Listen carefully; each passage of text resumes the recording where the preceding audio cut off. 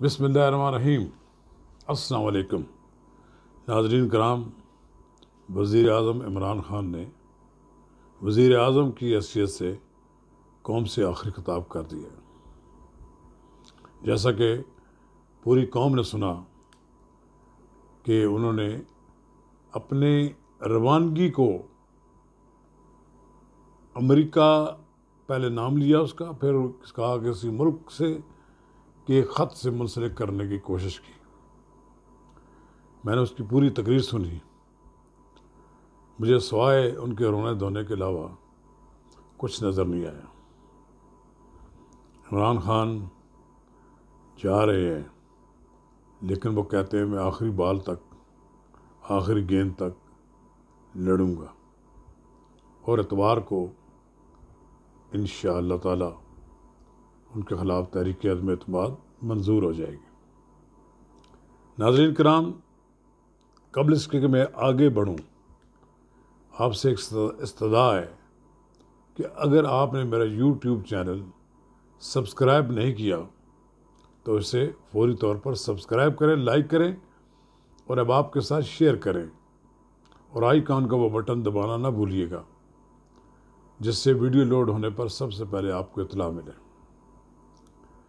ناظرین کرام، ہم پچھلے ایک ماہ سے وزیر اعظم عمران خان کے خلاف تحریک عدم اعتماد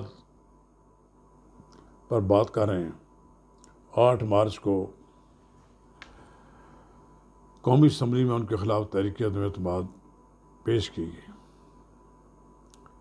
اسپیکر نے اس کو ڈیلے کیا، پھر یہ 14 دن کے بجائے زیادہ دن گزار دیے۔ یعنی وہ احسن اقبال صاحب کا یہ کہنا کہ کلین بورڈ تو ہو گئے لیکن پچ پر لیٹ گئے، کہتے میں نہیں آ رہا۔ وزیر اعظم عمران خان نے بڑے ان کو مشورے دے دیے کہ آپ ہنگامی حالت کا اعلان کر دیں۔ کسی نے ان کو کہا کہ آپ تحریک عدم اعتماد کو روکنے کے لیے کوئی اور طریقہ کار اختیار کریں، لیکن وزیر اعظم عمران خان پچھلے 20-30 دنوں میں اپوزیشن کی لیڈروں کی نقلیں اتارتے رہے، ان کے مذاق اڑاتے رہے، ان کے نام بگاڑتے رہے، لیکن اپوزیشن نے اس دوران اپنا ووٹ بینک جو ہے 172 ارکان تک پہنچانے کے لیے دن رات کام کیا، اور بالآخر نواز شریف، آصف علی زرداری، شہباز شریف، مولانا فضل الرحمان، یہ 4 آدمی ایسے ہیں جنہوں نے دن رات محنت کر کے 177 تک اپنا ٹارگٹ پورا کر لیا۔ اور پھر گزشتہ روز سندھ ہاؤس میں جو کھانا دیا گیا تو اس میں پی ٹی آئی کے 22 میں سے 19 ارکان باغی جو تھے 19 موجود تھے، اور بعد میں کہا جاتا ہے کہ 22 پورے آ گئے۔ اب پہلے کہا جاتا تھا کہ وزیر اعظم کے خلاف تحریک عدم اعتماد میں ممکن ہے اپوزیشن کو بھی ضرورت پڑ جائے پی ٹی آئی کے ارکان کی ووٹوں کی، لیکن کمال حکمت عملی سے آخری وار کیا گیا وہ ایم کیو ایم کا کیا گیا، جس نے 7 ارکان تھے تو 5 ہی پلٹ دیا۔ اب اس کے بعد فوری طور پر کہا گیا کہ عمران خان قوم سے خطاب کریں گے، لیکن 2 بار وزیر اعظم سے آرمی چیف کی ملاقات بھی ہوئی۔ پھر اسلام آباد ہائی کورٹ نے بھی ان کو مشورہ دیا کہ وہ کوئی سیکرٹ بات ایسی نہ کہیں جس سے ملک کے سلامتی کے لیے خطرات پیدا ہوں۔ پھر آج انہوں نے خطاب کیا۔ یہ خطاب تو بظاہر یہ تھا کہ پتہ نہیں وہ استعفے کا اعلان کر دیں۔ لوگ کہہ رہے تھے کچھ یہ کہہ رہے تھے کہ وہ اپوزیشن کو یہ تجویز پیش کریں گے کہ تحریک عدم اعتماد وہ واپس لے تو وہ اسمبلیاں توڑ دیتے ہیں، لیکن اپوزیشن کی جانب سے ایسی کوئی تجویز قبول نہیں کی گئی۔ اپوزیشن نے یہ مشورہ دیا کہ یا تو وزیر اعظم عمران خان مستعفی ہو جائیں، پھر یہ تحریک عدم اعتماد کو فیس کریں۔ یہ جو آج رات انہوں نے تقریر کی، اس میں انہوں نے بڑا لیکچر بھی دیا اور بڑا فل بدی بہت وضیح باتیں بھی کی انہوں نے، اور اپوزیشن کے بارے میں جو انہوں نے ان کے نظریات ہیں وہ اسی طرح دہراتے رہے۔ اب انہوں نے یہ کہا کہ اتوار کو ووٹنگ ہوگی اور اتوار کو فیصلہ ہو جائے گا کون کس کے ساتھ کھڑا ہے۔ یہ تو ان کو بھی اپنے انجام نظر آ رہا ہے۔ عمران خان صاحب کو پتہ ہے کہ انہوں نے اتوار کو وزیر اعظم نہیں رہنا۔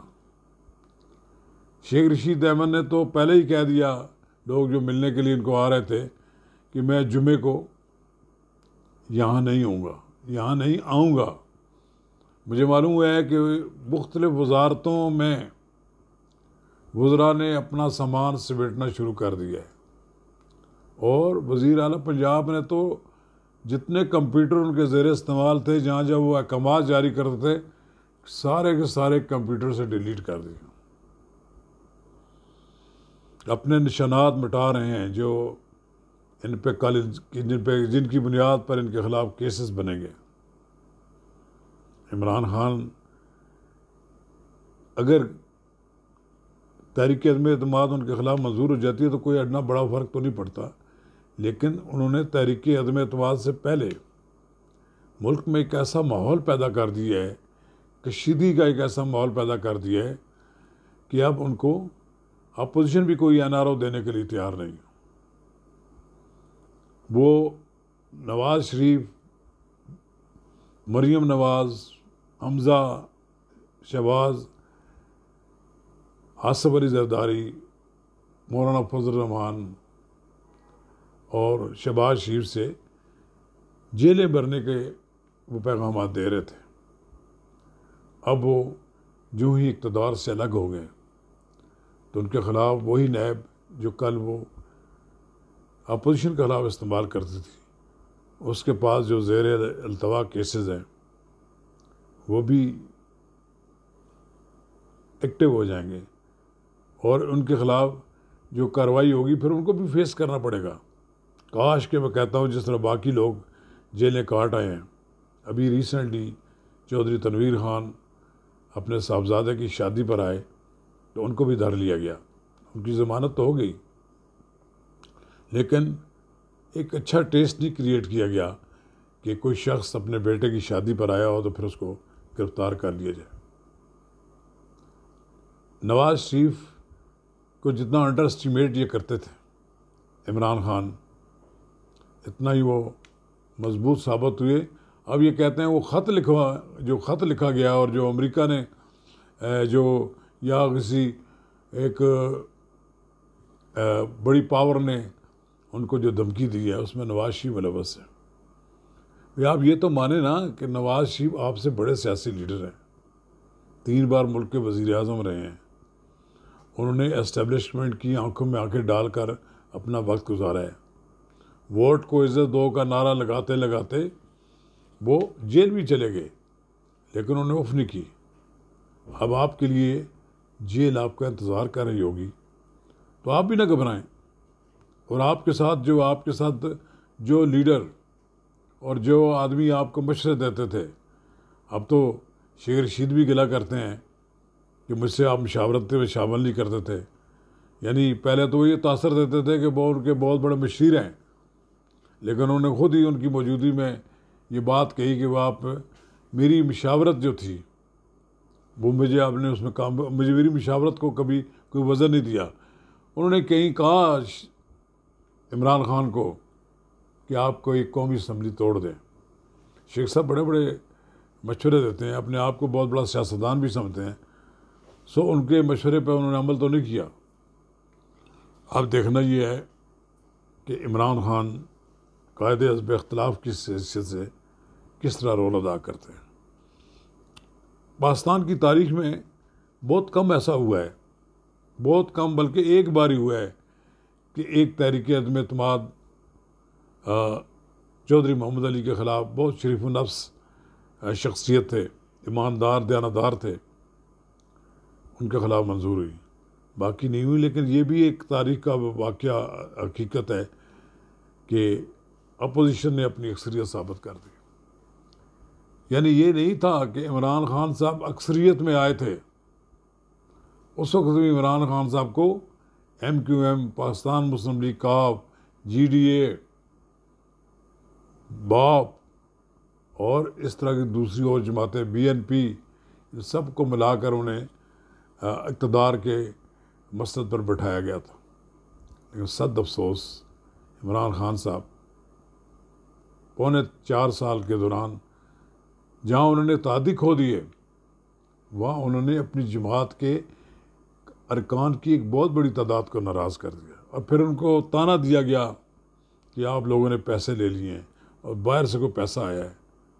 عمران خان صاحب کو یہ جو قوم سے خطاب کیا ہے، اس میں وہ اگر اپنا استعفے کا اعلان کر رہے تھے تو پھر بھی ان کے لیے بہتر تھا.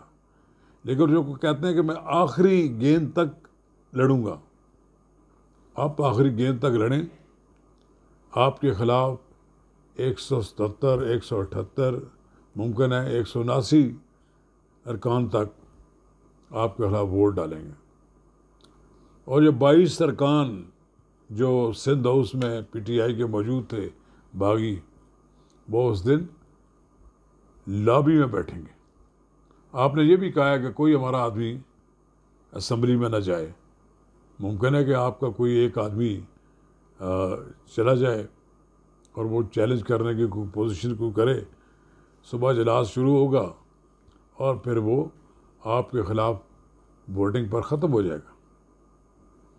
لیکن سوال یہ پیدا ہوتا ہے کہ عمران خان صاحب، یہ آپ پر وقت کیوں اتنی جلدی آ گیا؟ آپ نے تو سن 2023 کے الیکشن کے بھی آپ کہتے تھے کہ ہم نے 5 سال اگلے بھی گزار رہے ہیں.